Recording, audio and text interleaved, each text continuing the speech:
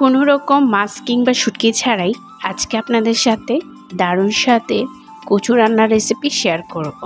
So hello everyone, welcome to back to my channel. আশা করছি আপনারা সবাই অনেক বেশি ভালো আছেন। আলহামদুলিল্লাহ, আমিও ভালো আছি। তো চলুন তাহলে আজকে রেসিপিটা শুরু করা যাক। রেসিপিটা বানানোর জন্য এখানে আমি নিয়েছি কচু। এখন কচুগুলোকে আমি কেটে নেব। দেখতেই পাচ্ছেন কত বড় কচুটা, ছোট ছোট পিস করে কাটা রয়েছে। এখন আমি এটিকে সুন্দর করে স্লাইস করে কেটে নেব। খুবই পাতলা পাতলা করে কেটে নিয়েছি, দেখতেই পাচ্ছেন খুব সুন্দর করে কেটে নিয়েছি এবং অনেক পাতলা করে নিয়েছি। অবশ্যই আপনারাও পাতলা করে কেটে নেবেন। এখন আমি এগুলোকে ধুয়ে নিচ্ছি।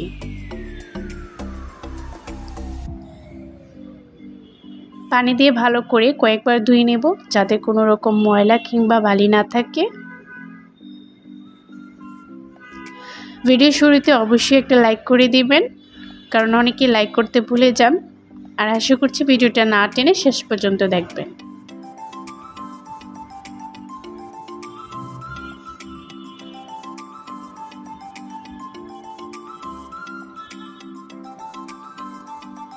কচুগুলো আমি খুব ভালো করে ধুয়ে নিয়েছি। এখন চুলায় বসিয়ে দিয়েছি। সামান্য একটু পানি দিয়ে ঢাকনা দিয়ে ঢেকে এগুলোকে সিদ্ধ করে নেব। এই যে দেখুন, অনেকটা সিদ্ধ হয়ে গিয়েছে। এখন আমি একটা কাঠির সাহায্যে খুব ভালো করে এগুলো ম্যাশ করে নেব। চাইলে আপনারা পাটায়ও বেটে নিতে পারেন, এতে করে খুব ভালোভাবে ম্যাশ হবে। যত ভালো ম্যাশ হবে রেসিপিটা ততই ভালো হবে এবং খেতেও অনেক বেশি মজার হবে। তো আমি এখন এগুলোকে কাঠির সাহায্যে ম্যাশ করে নিচ্ছি। দেখতেই পাচ্ছেন একদম ম্যাশ করে নিয়েছি, তবে পাটায় বেটে নিলে আরও বেশি ম্যাশ হতো। এখন অন্য একটা পাত্রে আমি ঢেলে নিয়েছি, দেখতেই পাচ্ছেন। এখন আমি সব কিছু মশলা দিয়ে এটাকে ম্যারিনেট করে নেব। প্রথমে দিয়ে দিয়েছি স্বাদ মতো লবণ, দেন এখানে দিয়ে দেব 1 চামচ হলুদের গুঁড়ো, ধনিয়ার গুঁড়া দিয়েছি 1/2 চামচ,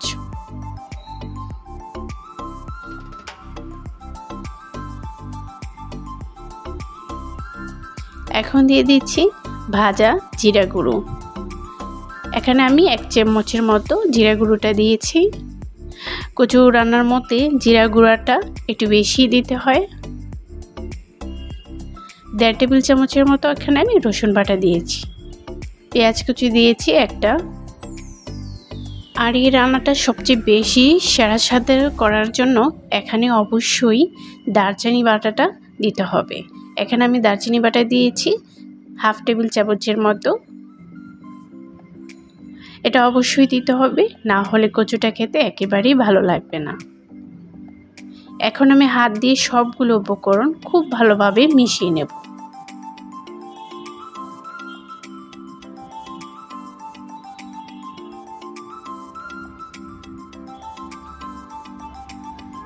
একদম ভালোভাবে মিশিয়ে নেবেন, যাতে করে সব কিছু মশলা একসাথে মিশে খুব সুন্দরভাবে। এই রেসিপিটা খেতে আসলে অনেক মজার। আশা করছি আপনার বাসায় একবার হলেও ট্রাই করবেন। আমার মনে হয় না আমি যেভাবে রান্না করছি কেউ এভাবে আগে কখনো রান্না করে খেয়েছেন। তাই একবার হলেও ট্রাই করবেন, এভাবে খেতে কতটা মজার হয়। তো খুব ভালোভাবে আমি এগুলোকে মাখিয়ে নিয়েছি।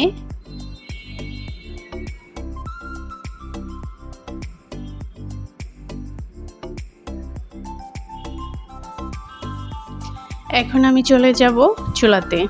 চুলায় একটা কড়াই বসিয়ে দিয়েছি। এখানে তেল দিয়ে দিব পরিমাণ মতো। তেলটা একটু বেশি দিতে হবে।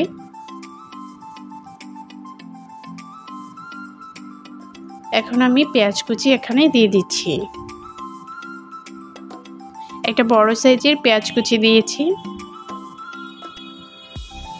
পেঁয়াজটা হালকা বাদামি হওয়ার আগ পর্যন্ত আমি ভেজে নেব।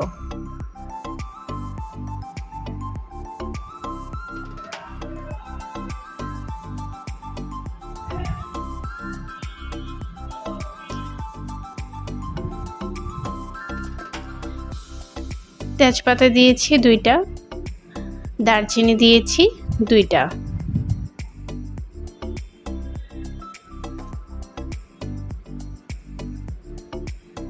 আমার কাছে সবচেয়ে বেশি এভাবেই মজা লাগে, মাছ কিংবা মাছের মাথা অথবা শুটকি ছাড়া আমার এভাবেই খেতে বেশি ভালো লাগে। হালকা বাদামি হয়ে গিয়েছে পেঁয়াজগুলো। এখন আমি মশলা মাখানো কচু বাটাটা এখানে দিয়ে দিচ্ছি।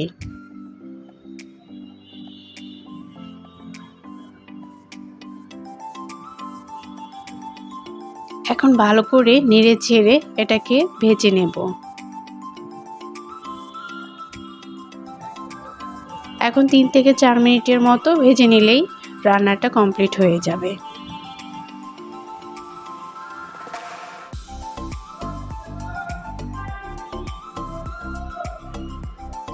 কিছুক্ষণ অপেক্ষা করে এবং নেড়ে চেড়ে রান্নাটা করে নিতে হবে। যখন গায়ের পানি সম্পূর্ণ শুকিয়ে যাবে এবং কড়াইতে লেগে লেগে যাবে, তখন বুঝতে হবে আমার রান্নাটা কমপ্লিট হয়ে গিয়েছে। 3-4টা কাঁচামরিচ দিয়েছি, একটু ফেড়ে দিয়েছি মাথাটা দিয়ে, এতে করে সুন্দর একটা ঘ্রাণ মিশে যাবে।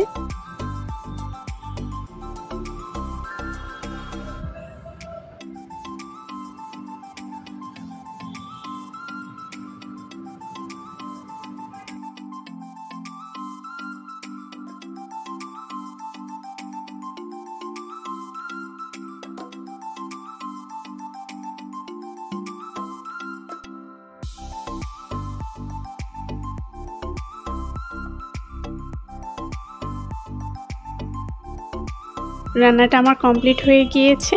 দেখুন কড়াইতে কিছুটা লেগে লেগে গিয়েছে। এখন আমি একটা অন্য পাত্রে উঠিয়ে নেব। এভাবে কচু রান্না করলে কচুর স্বাদ অনেক বেশি পাওয়া যায় এবং পুষ্টিগুণও অনেক বেশি থাকে। অনেকে ইলিশ মাছের মাথা দিয়ে পছন্দ করেন, ওটাও খেতে মজা, বাট এভাবে রান্না করলেও আরও বেশি মজার। দেখতেই পাচ্ছেন আমি সার্ভ করে নিয়েছি। দেখতে যতটা সুন্দর হয়েছে, খেতে কিন্তু ততটাই মজার হয়েছে। তো আজকের রেসিপিটি কেমন লাগলো অবশ্যই কমেন্ট করে জানাবেন। ভালো লাগলে লাইক কমেন্ট শেয়ার করে দেবেন। আল্লাহ হাফেজ।